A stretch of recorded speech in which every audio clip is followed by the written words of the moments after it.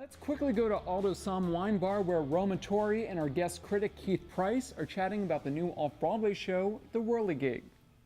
Keith, as you know, the Whirligig is a new group production on stage at the Signature Theater. It's written by Hamish Linklater, who we all, of course, all know more as an actor. And true to form, as an actor playwright, he's giving his cast much to sink their teeth into, right? I will agree. It does concern a young drug-addicted woman who is dying tragically, and her parents are rather estranged.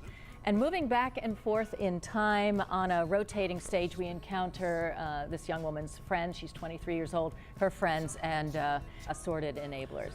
It is a whirligig of grief. I think that was even a line in the production. That's true. But I found it overstuffed. What did you think? You know, the thing is, for me, it feels like it was 6 degrees of separation on a turntable like Les Mis. It is all of these different characters that are connected to this one central person, and each of them all having some sort of weird connection, and that goes to the doctor, the teacher. Everyone was involved in this young woman's life, and I think it was a really great example of how everything that we do, and as people, you don't realize the effect that you could have along that continuum. I agree, and you know, I will say it's a very timely piece given the opioid crisis that we're all facing in this country. Right. But I felt that it was kind of watered down and almost a cop-out in the way that Linklater had this tendency to want to make us laugh.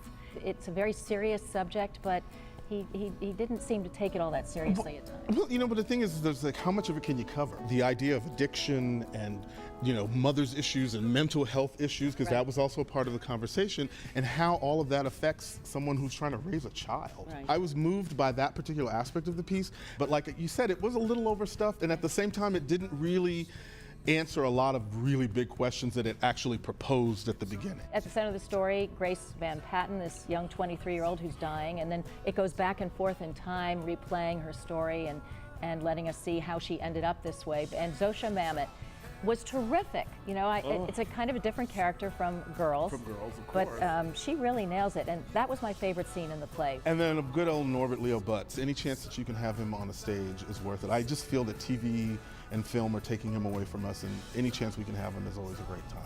Yeah. He's always special to watch. Keith Price, thanks very much. Thank you, Roma.